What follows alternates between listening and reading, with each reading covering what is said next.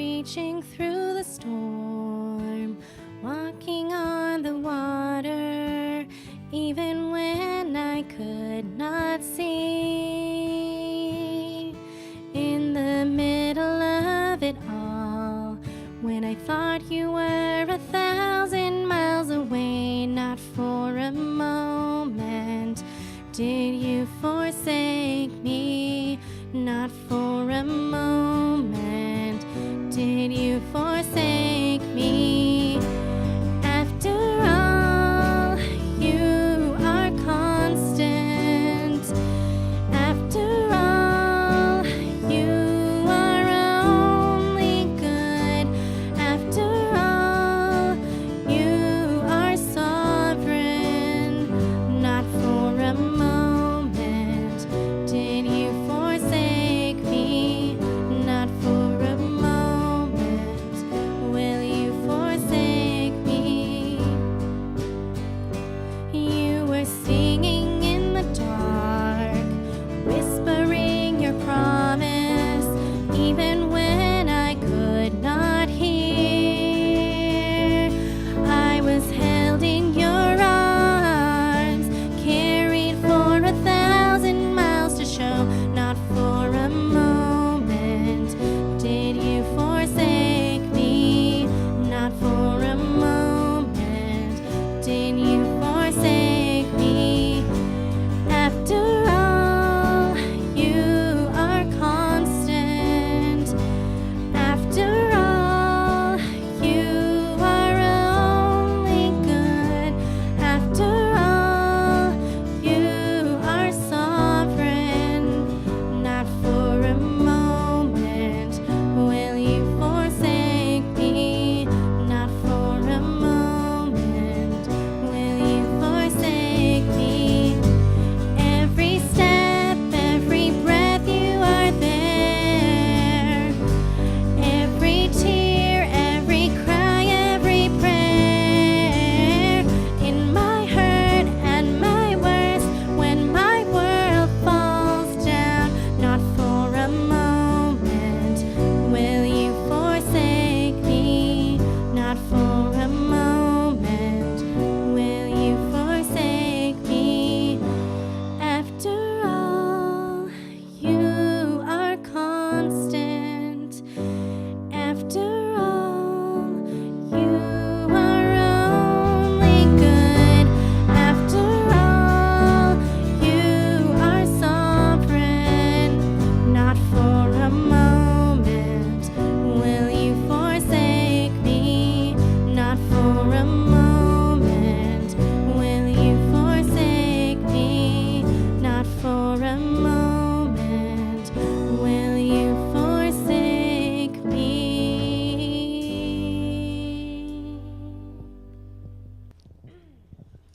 Offer yourselves as a living sacrifice to God, dedicated to his service and pleasing to him.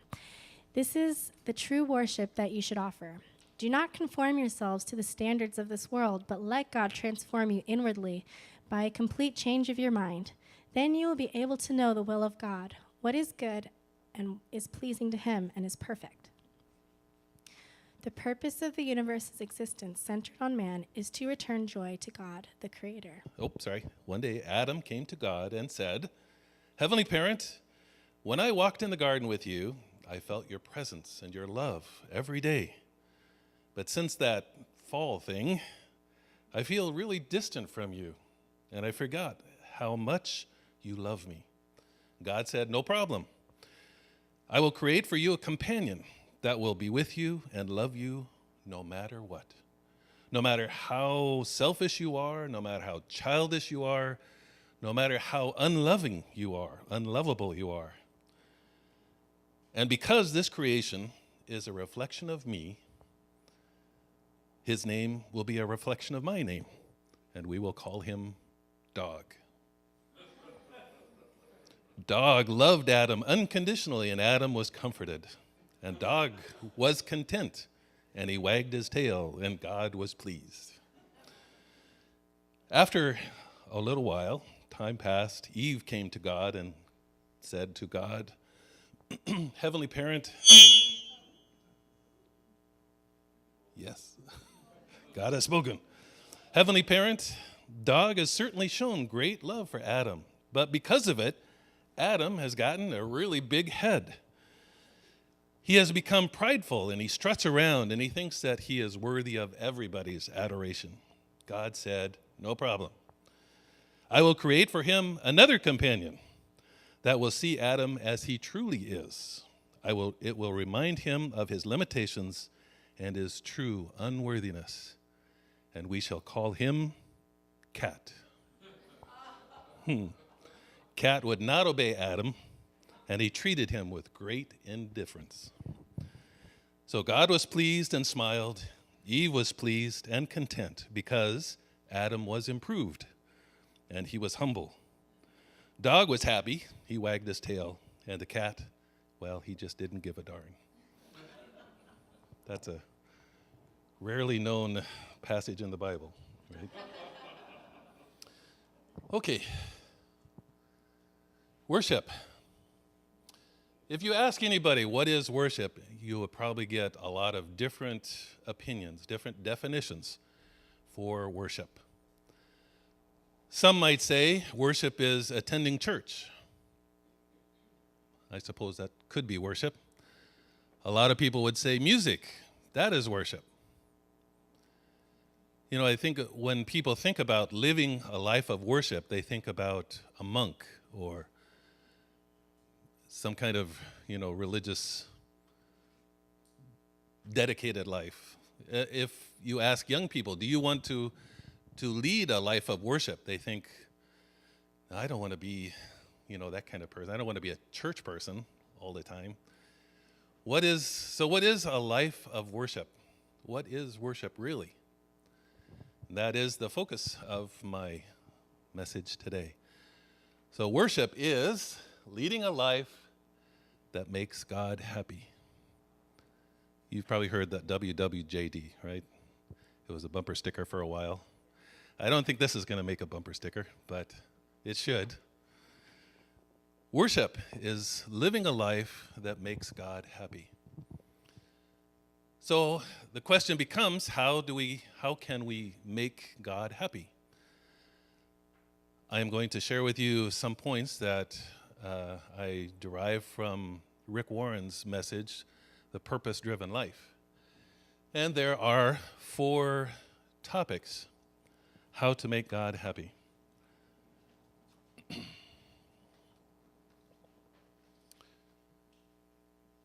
First of all, we make God happy when we love him unconditionally.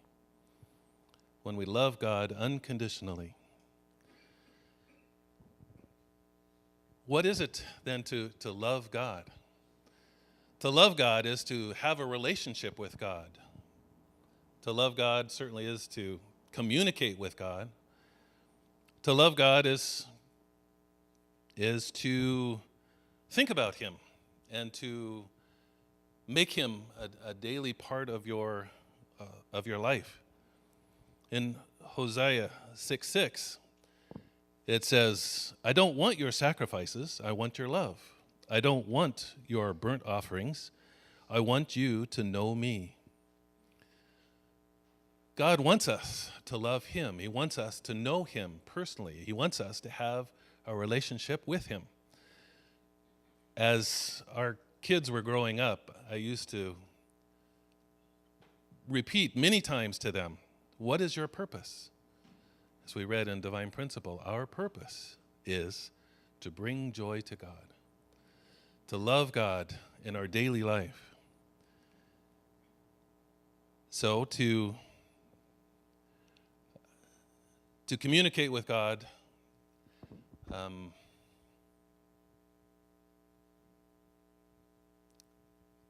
I was thinking about one of the most profound experiences that I had in realizing my love for God.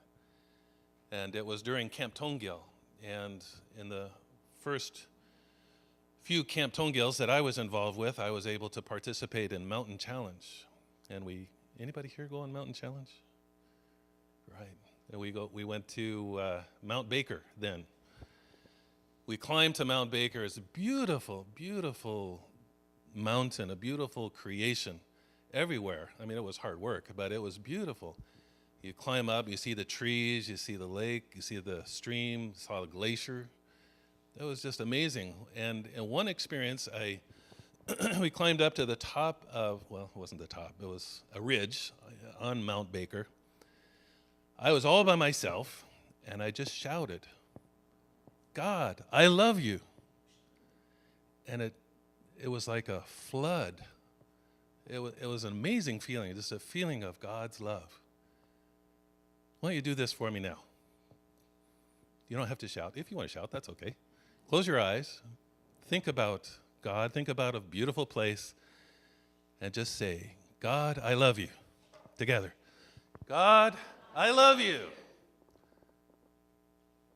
Oh, it's a little different, but take a moment in your personal life when you're all by yourself, or however, if you express your love to God, it is so pleasing to God. It will reflect back to you. You'll feel so different. We think about a life that brings God happiness. One of the best representatives of that in the Bible is the life of Noah. In Genesis 6:9, the Bible says, Noah constantly followed God's will and enjoyed a close relationship with him. What an amazing example of making God happy is the life of Noah. Okay. The second, we make God happy when we love him unconditionally. Next, we make God happy when we trust him completely. When we trust God completely. What is it to trust God? Well, it's to have faith in God. Every day we're faced with challenges. We're faced with choices. We're faced with situations that are happening to us. Do we trust God? Do you trust God? I know that everyone prays. You ask God for things, but we don't always get the things that we ask for, right? There's probably a reason for that. But do you trust God? Do you trust that God is giving you what you need? Maybe not necessarily what you want. When something is happening to you, when you're thrust into a situation, do you trust that God has put you in that situation for a reason? Do you trust that God cares for you? Do you trust that God has your best interests in mind? Can you trust that God will keep his promises to you?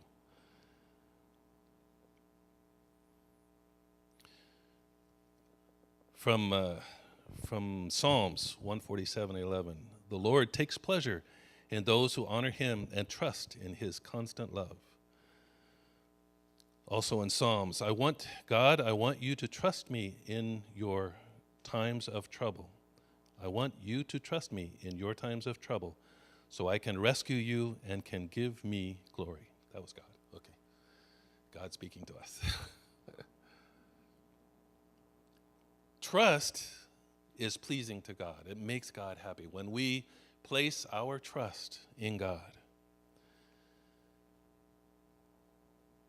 Okay, so we make God happy when we love him unconditionally. We make God happy when we trust him completely. We also make God happy when we obey him wholeheartedly. This is probably the hardest because God can be demanding. What is it to obey God? To obey is not to delay. If your parents, if someone asks you, if your wife, husband, asks you to do the dishes, and you say, I'll do them tomorrow, is that obeying? No. That's a disobedience. To obey is not to delay. To obey is to follow the details. Noah, in building the ark, what God asked Noah to do almost an impossible thing. I mean, who would do that kind of thing? When I was listening to Rick Warren's message, he said that up until that point, it had never rained. I'm not sure about that. But God told Noah that it was going to rain 40 days and 40 nights. And Noah, according to Rick Warren, didn't even know what rain was. But to build an ark on the top of a mountain, and not just build an ark, the ark had to be so wide. It had to be so long. It had to be so high. The doors had to be some specific dimension. It was detailed. Did Noah complain? He obeyed. He didn't say, but on a mountain? I'm sure that his family was complaining, but anyway, to obey, follow the details. Oftentimes our natural inclinations when we're faced with a situation is not what God would want. Our natural inclinations. Okay, I wrote this one down. Natural inclinations. Let's see. Romans 8:8. Those who live by their natural inclinations can never be pleasing to God.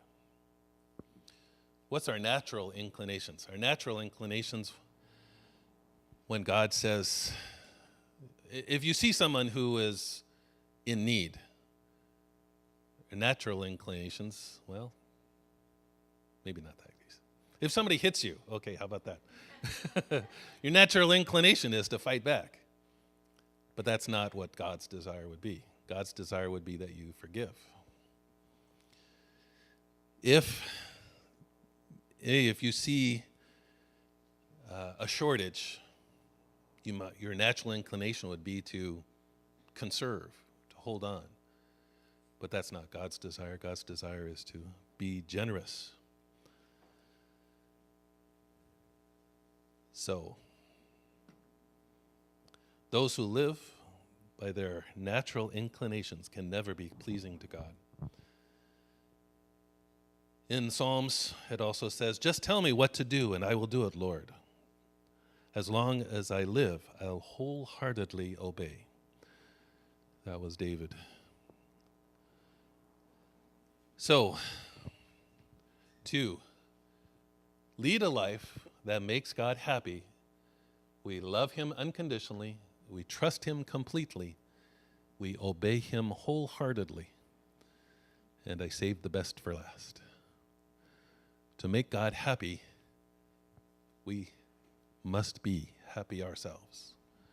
Are you happy? Are you living a happy life?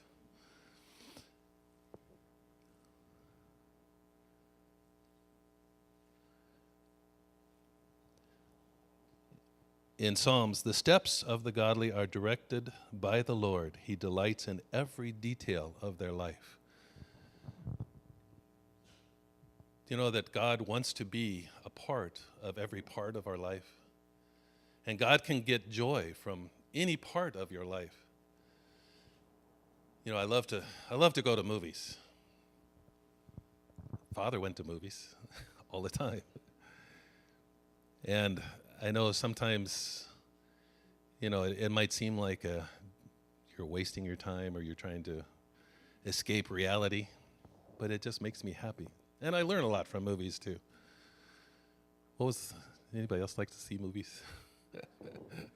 I need to find more people who like to go to movies. Some of my movies, Kelly would disagree. Some of my movies are not the best choices, but anyway, what makes us happy? You know, anything that you do can bring God joy, can make God happy. If, you know, some people would argue with that, saying that some of the things that we do that bring us satisfaction, I'm not saying satisfaction, I'm saying happiness, true happiness. And sometimes it's not always what you would think it would be. You know, witnessing is really a hard thing. It's probably one of my least favorite things to do. But when I go out and witness, when I'm out there actually witnessing and talking to people, it just brings up such joy, and it's an incredible, almost giddy feeling. And doing things like that, doing things that make God happy, makes us happy too. That is kind of... Okay, so anyway, we went on a cruise, and it was partly because we viewed one of those timeshare presentations, and that wasn't the best thing, but anyway, we had just really an amazing experience. And sorry, Kelly, if you don't like any of these pictures. So this actually was when we finished the cruise. See those smiles? That's how it ended. I don't have a before picture. I wish I had one of those. But this, could you turn these lights off for me? Actually, I took this picture because we opened the curtains. We were on an inside cabin. I opened the curtains thinking maybe there was a window. No, there wasn't a window. It was a wall behind the curtain. Anyway, it was really a small... Does that look small? It was really small. Anyway, it was... when we went on the cruise, we went to the Bahamas. Amazing place. White sands, crystal clear water, and the water is warm, not like Oregon coast water. You walk in the water, and it's almost like you're in a bathtub, and it's so warm. That was the best day that we were there. Another funny story. Okay. This is what they call an infinity pool, where the water goes and you look right out into the ocean. But you can see what kind of weather there was there. That's the reason I put this picture, not because of my sweetheart in her swimming suit, but because the weather when we were there. And talk about being happy and bringing God joy. I'm the kind of person, honestly speaking, that sees the glass half full, not half empty. We are here in the Bahamas. Funny thing, we left Oregon. It was 65 degrees and sunny. We got to the west or east coast. You know what the west coast or east coast weather has been like, right? We got over there, cloudy, rainy. It was like we didn't even leave home. But the beauty of this was everywhere we went, it was empty. There was nobody. You know, the pools, the jacuzzis, that's what we liked, jacuzzis. They were empty. You know, we're Oregonians. What the heck? Didn't make any difference to us. On the cruise, on the ship, they have all kinds of onboard entertainment. So there was a magic act. There were dancing acts. There was a lady from Cirque du Soleil. Yeah, she did some kind of twirling thing in the air. It was amazing. But the reason I put this slide up is because this person right here, Kelly's talking to, she's from Hermiston, Oregon. Funny thing, you know, if you want to witness, go on a cruise because people talk to everybody. I mean, mostly they drink, but they do a lot of talking. Maybe because they drink, they do a lot of talking, but this, sorry, Cal. This, honest to God, this is a midnight buffet. Food is there all the time. And amazing food. First time I had beef Wellington on a cruise. Amazing. This was in the Bahamas. And this was a guy who was standing on the street and he drew us into his restaurant. And food in the Bahamas, crazy expensive. Fish and chips was like $25. I mean, it's nuts. But anyway, he was a nice guy. So this was our hotel in the Bahamas. It was the Grand Lucayan resort. Another beautiful day. Okay, so, wow. When you're happy, you bring God joy. My encouragement to everyone, be happy. If you're not happy, do what's happy. Do what makes you happy and connect it with God. I don't know how I can connect my cruise to God. I guess I'm testifying to you, so.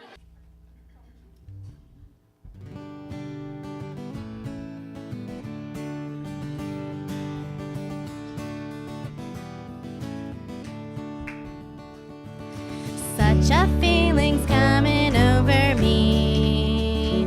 There is wonder in most everything I see. Not a cloud in the sky, got the sun in my eye, and I won't be surprised if it's a dream. Everything I want the world to be is now coming true, especially for me.